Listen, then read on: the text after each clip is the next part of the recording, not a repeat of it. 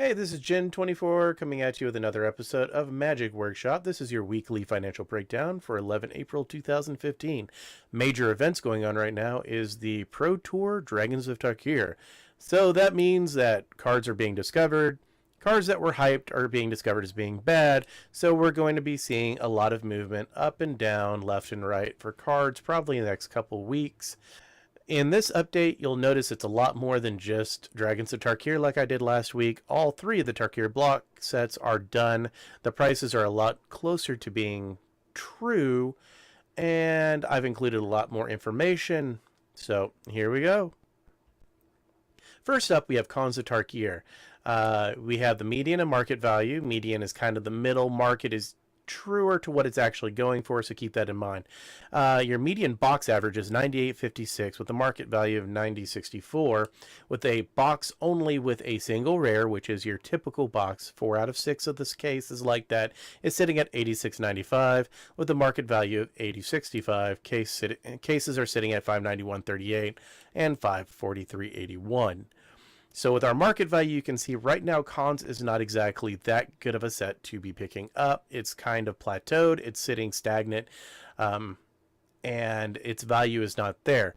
But there's a lot of cards that are seeing eternal play, so as this set goes out of print, I'm sure we're actually going to see the price overall of this set starting to slowly climb, primarily on the back of the fetch lands, a little bit on cards like Monastery Swiftspear. The overall average of the cards, rares are sitting at an average of $1.80 each with a market value of $1.57. Mythics are sitting at $3.60 and $2.97. This set is really sitting on the back of its rare cards, primarily. Once again, the fetches. That really counts for a lot. The mythics are really not there. They're kind of weak. And most of the eternal cards are sitting in the uncommon rare spot. A couple in the mythic, but not that many.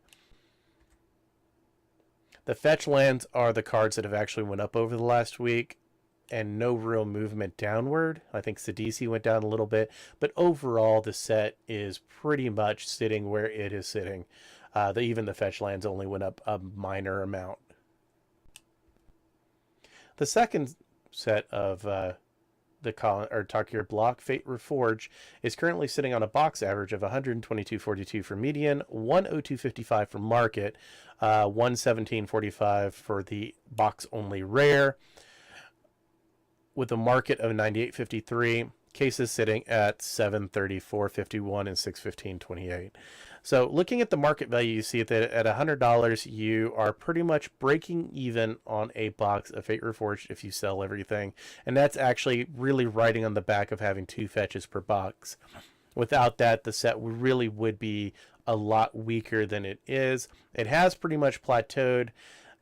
The problem also is there's not a lot of upward movement because none of the cards have really been broken.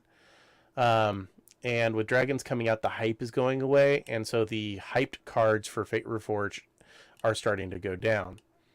Fate Reforged, we're sitting at a average of 98 cents median for a rare, 76 for a market, or $10.11 for the mythic, or $8.74 for the market. Now, this is, you're really riding on what mythics you pull out of the box. If you pull a couple really solid mythics like a Monastery Master and an Ugin, you're really going to make your money. But if you don't, you're really going to lose. If you get a box where you pull the 3 of the weaker mythics, you're really going to lose out on that box. Now, as a bonus, you're looking at about half of the mythics actually being worth pulling. So it's kind of a gamble. If you pull good mythics, you're going to do good. If you pull crappy mythics, you're going to lose your ass. Like I said earlier, the major losses are Monastery Menor. It went down $1.42, with Ugin also dropping $1.24 with no significant uprises. This set's going to probably see a trend downwards. Once it rotates out, though, I think this is going to be a set that's going to see a good spike, sitting on the back of its uncommons and some of the mythics that are in the set. Finally, we're at Dragons of Tarkir, the new set for the block, and this one is really seeing a lot of upward movement and some downward movement because of Pro Tour Dragons of Tarkir. I saw a couple cards that doubled in price over the night, which of course is all the gimmies. So I would be a little hesitant on these prices here. I see them going down.